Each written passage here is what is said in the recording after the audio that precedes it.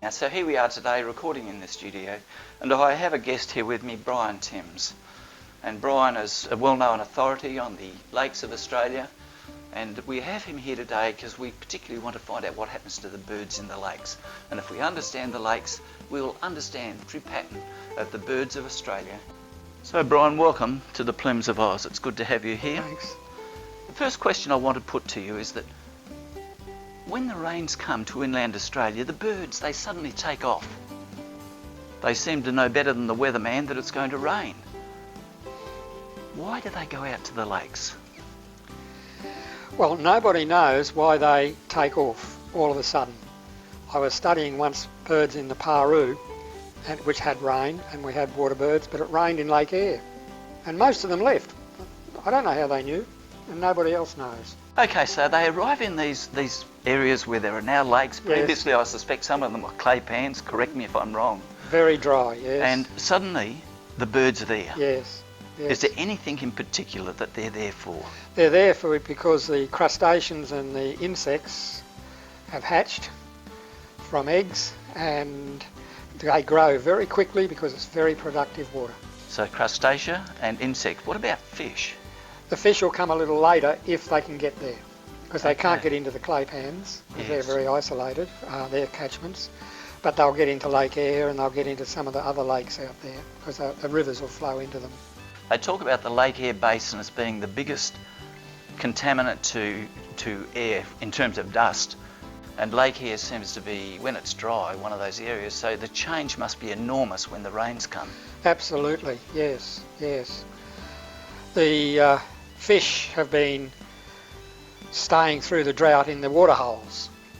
So the waterholes that are in the rivers, the bigger billabongs you might say, but mainly they're on the main channel, they hold the river's flow, they start breeding, and eggs wash into the lakes and they grow up very quickly.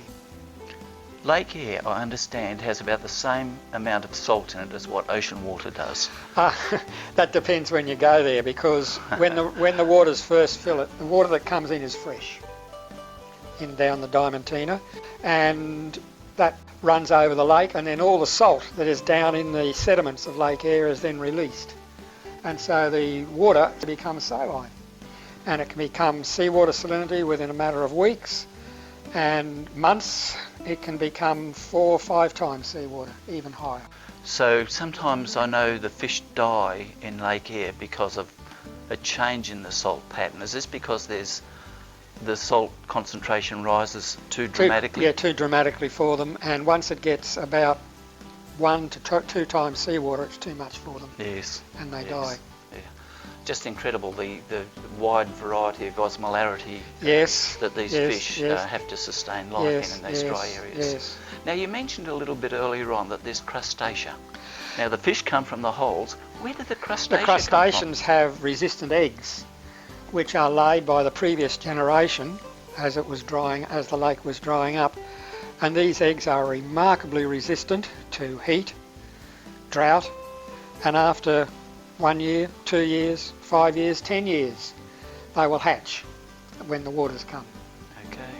And they then grow very quickly. 10 years of sitting in a dust bowl, and Yes, then suddenly yes. you've got a little shrimp coming out. And some of them get blown elsewhere. The wind carries them The in wind the dust. carries them in the dust. We should put out a crustacean yes. net. Well, people have caught them. Yes. Some of the birds who migrate to these areas must be going for the crustacea. So just tell me a little bit about what happens to the life cycle. Once this egg starts to hatch with the rain, what happens then? Do they grow quickly? It grows quickly, and it depends on what its species is as to how quickly and what it grows into, obviously.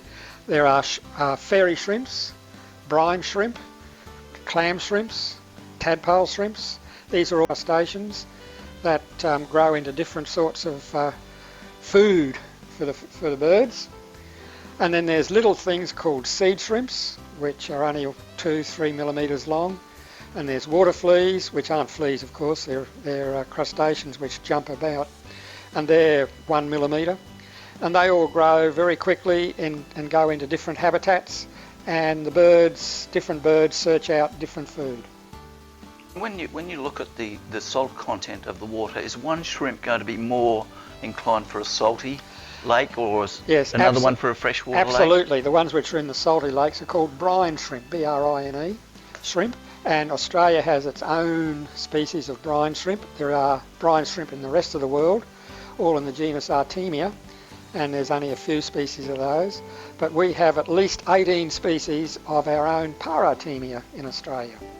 So these shrimp must be 2 or 3 millimetres or 4 millimetres The in length brine shrimp grow to almost a centimetre, 10 millimetres. Oh, that's quite a big shrimp. And there are actually some in Western Australia which grow to 25 millimetres.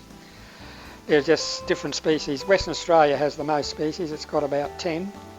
But there's only one in northeastern Australia that gets to Lake Eyre. There's a couple more in Victoria.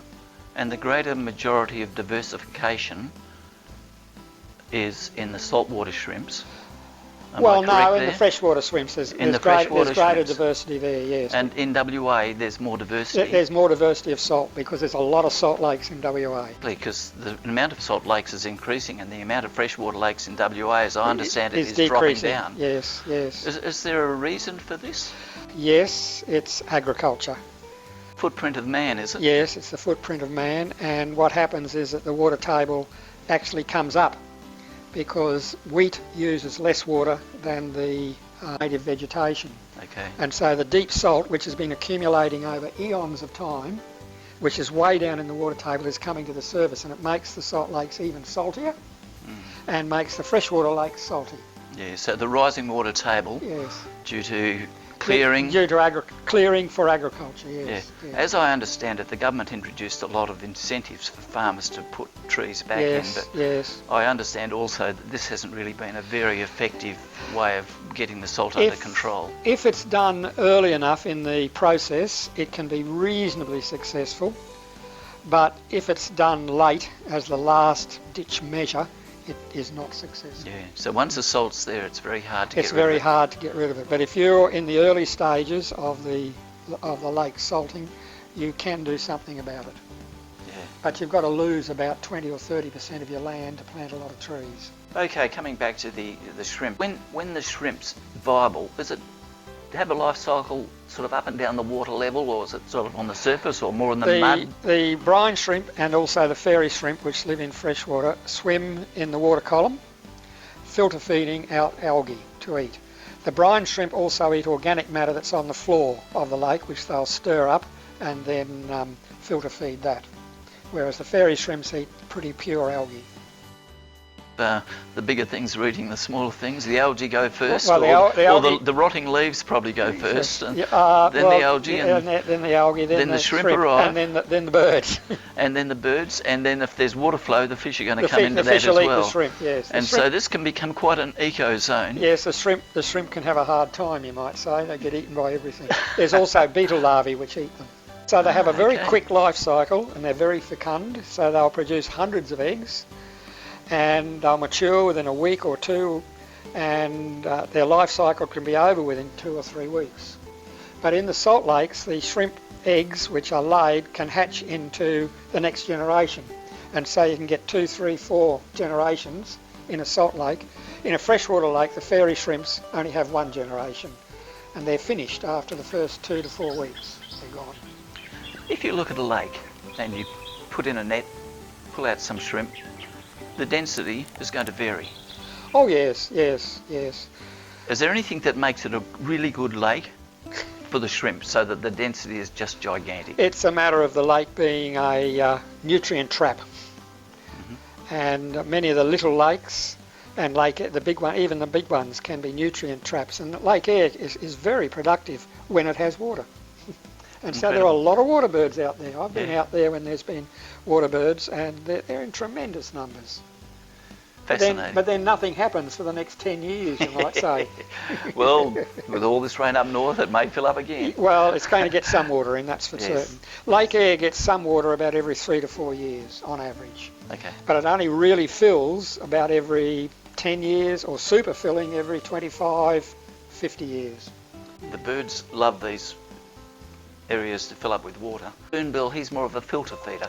Puts his bill halfway down, whereas a snipe, for instance, that flies all the way from Japan Yes. is going to go into the mud looking Yes. more for worms. Well, there are chironomids, which are bloodworms, but they're insects, they're not, Okay. not worms. And they're called bloodworms because they've got red in them.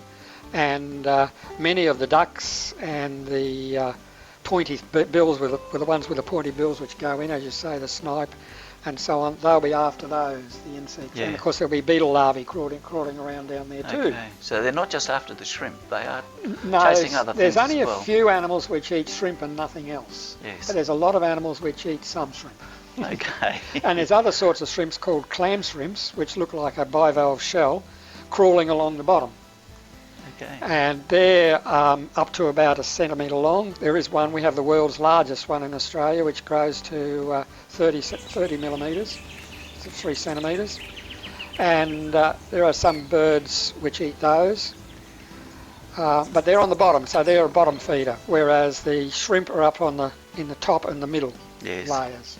Yeah. I mentioned the spoonbill, but nothing better to see a spoonbill. He catches the shrimp, flicks his Yes, head up in the air, Yes. opens his bill and swallows it. yes, yes. The stilt, the black-winged stilt, Black-winged or stilt, now called yes. the white-headed stilt. I've seen these breeding out in some of the dams out in western New South Wales.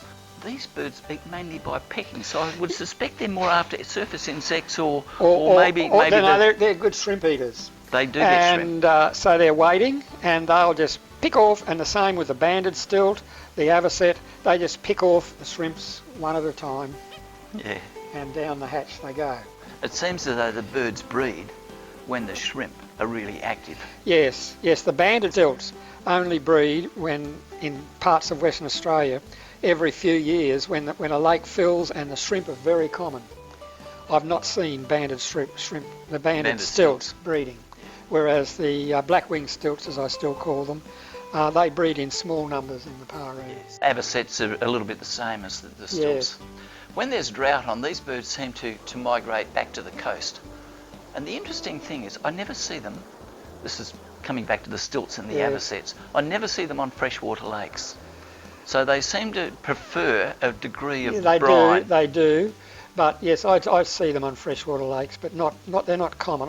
The pelicans certainly come down to the coast. You can see them everywhere around the Yes. estuaries and so on. Yeah. But their main breeding grounds are the inland lakes. With the drought on this year, we had maybe 1,000 avocets at the Stockton Sands pit.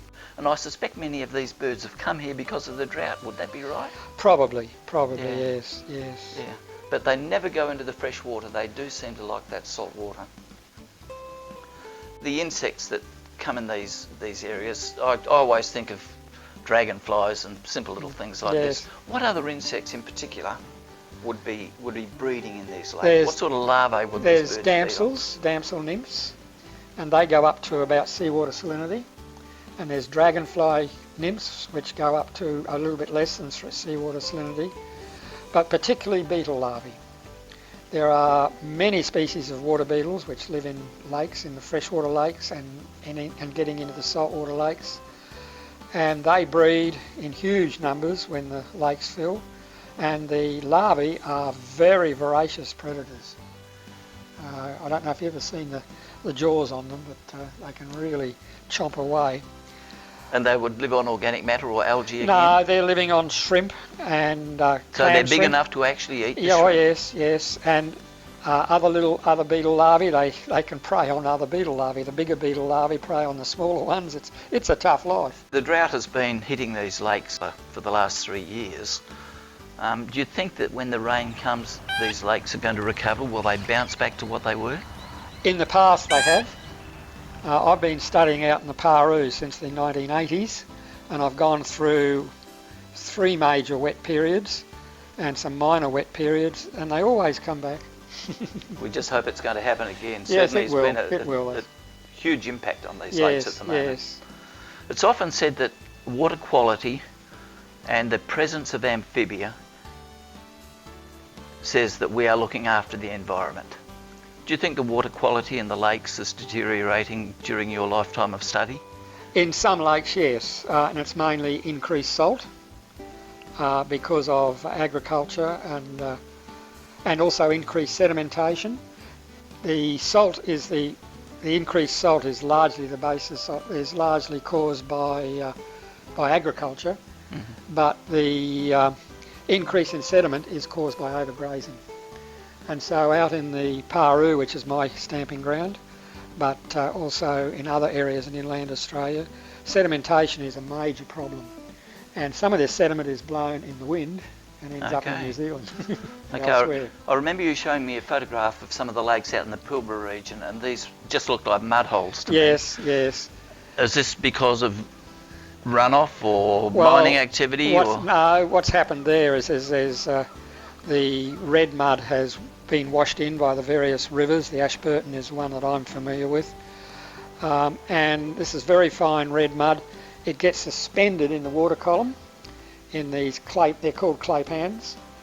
And many clay pans don't have a huge number of birds because it's all the birds which feed by sight, such as herons and egrets, they can't find anything there because they can't see anything. Whereas the pink-eared ducks, which go around with their mouth open and filter feed plankton, they do okay, as do the spoonbills, which are feeding by sieving virtually. Yes. So they do all right. But even in these ones in the Pilbara, which I'm a little bit familiar with, you very rarely see a waterbird. It's just far too turbid. The other thing up in the Pilbara region is that some of these dams are related to mine. They've been man-made dams, and they're related to mining things. Yes. And it's often said that there's so many contaminants that the marsupials won't come and feed there. Yet the birds will come in and drink or catch things there. The birds, they're not, these dams that they do put in are not particularly attractive to waterbirds because generally they have steeper shores, and so that means there's only a small area of the lake which is productive. The rest of it's deep water. And if you haven't got if the nutrients have been used up in the first filling, well then there may not be enough nutrients for that sort of situation, or feeding opportunities. So they're not great places for waterbirds, but waterbirds do come there and drink. And of course the galahs all come, and the terrestrial birds all come and drink too. Yes. Certainly the ducks do seem to prefer the fresher water than the salt. Most ducks, but some of them don't. The shell duck, the shell duck and the grey teal, they say like a little bit of they salt. don't mind a bit of salt. Brian, I've often noticed in wetland areas, the ducks in particular, when they go along, they don't seem to eat much, but they'll get a bit of weed and they'll just chew on it. Yes, they're probably not getting much from the weed, the vegetation, but they're getting the chironomids, which are a sort of bloodworm, living in all the leaves of the weeds, and so they're chomping away on. In fact, most ducks really do like chironomids, more so than shrimp. Yeah. Is the chironomid in the muddy area of where it's the in weed the bottom, is? It's in two places. It's in the bottom mud, and that's mainly the red ones because they've got hemoglobin in them, and so they can live in deoxygenated mud, you see. Oh. Whereas the other ones which you may not see, which are clear or creamy coloured, they'll also be in the surface of that mud, but they'll be up in the weeds or the vegetation. And that's where the ducks are chomping on the vegetation and getting chironomids there. Isn't that interesting? Because often you'll see a coot dive in, pull the weed out, and he's more interested in the base of the weed than he is in the part that's sort of drifting up towards the surface. There'll probably be more food down there. There'll be worms as well. There's quite a lot of aquatic earthworms. And would they stick to the weed? They'll be in the weeds as well as in the surface mud. Yes, they're only small, half a centimetre, sometimes 2 centimetres long. And aquatic oligochaetes we call them, or aquatic worms. And they have resistant eggs too, which can sit there for years and wait for it to... Brian, when the rain comes, these clay pans fill up. Some of them are going to last longer than others, depending on the temperature and the rain. Well, first of all, the clay pans are loci for the local catchment. So there's a lot of lovely nutrients washed into them, and a lot of sheep feces these days too, and that's good food. That's good food for insect larvae. For some things, eh? Yes. But what happens is the shrimp eggs, and there can be clam shrimps, fairy shrimps, shield shrimps, which we haven't talked about. They're the much bigger ones, which look like prehistoric monsters as though they came out of the Cambrian somewhere a long time ago. and there'll be ostracods and so on, and they all hatch out and develop, and there's a sequence of them, so that you get one species or one group replacing another, replacing another, replacing another as the time goes on.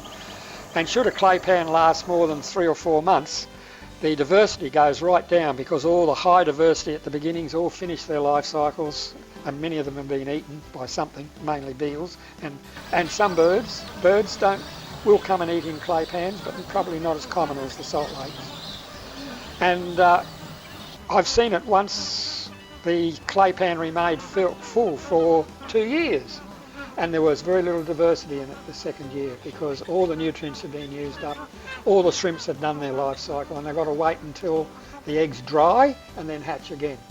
Certainly the billabongs seem to maintain a certain lifestyle because they're in a riverine sort of Yes, the billabong is something which is much more stable in the ecosystems that are there.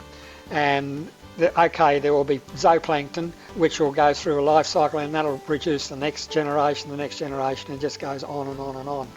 Whereas in clay pans and salt lakes, there's often just the one generation of the animals, and that's it. Amphibia in these water holes and lakes that form, Brian, what have you found out in your studies of these? I'm not an amphibian person, but I can't help but notice a few things, because I'm interested mainly in the invertebrates. But the amphibians don't like salt, so they're not in the salt lakes. They can't stand salt lakes. But they're in the clay pans and the other freshwater lakes. And there's one particular one which is called the water holding frog. And it breeds in their thousands when the clay pan's full.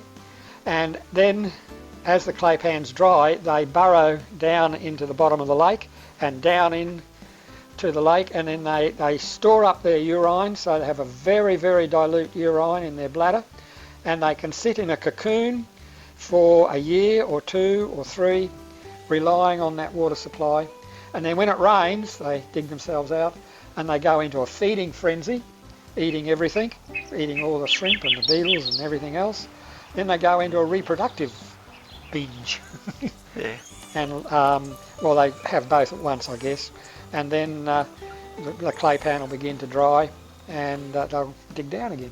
Yeah. Then there's holy cross frogs. There's quite a few number of frogs out there. As I say, I'm not the expert on frogs, but they're there. Brian, you've obviously been studying the water holes and lakes and dams in Australia for a long time. How did you get into this area? Well, it's over 50 years now. I guess in my honours project. My honours project was on a farm dam near Brisbane, and although I trained as a marine biologist, the professor who was the marine biologist was away the year I was doing my honours, so I had to choose something else, and so I got involved in a dam and the zooplankton in a dam near Brisbane. And then I got a job teaching at Avondale College of Advanced Education, where I taught teachers to be very interested in the environment and in biology. And in my later life, I've spent a bit of time at University of Newcastle, and now I'm a visiting professor at the University of New South Wales in the School for Ecosystem Science. And Brian, are you still doing active field research? Yes, I'm slowing up though. I'm slowing up, yes. That's an incredible life. Every time I look up a dam or a lake, your name is mentioned, particularly when you look up what grows, what feeds, and all these activities around birds in particular. I've worked in every state of Australia, yes, and published papers from every state. And in the last 30 years, I've concentrated on the inland. And you did a PhD at where was Monash. That? Monash University. Yes. And what area was that in? That was in Salt Lakes. Part of my study was on the waterbirds. Yeah, fantastic. It's often said that a PhD is a post-hole digging qualification, and you've obviously worked hard, but you've gone beyond that, and you now have a doctorate in science. Yes, I got that a few years ago, and I've probably earned another one since in all the work I've done on shrimp, because shrimp have been the last part of my life cycle. It's only in the 1990 that I started on shrimp. So this is a late event for you? It's a later event, and I've also become a taxonomist because I discovered there are lots of species that are not described.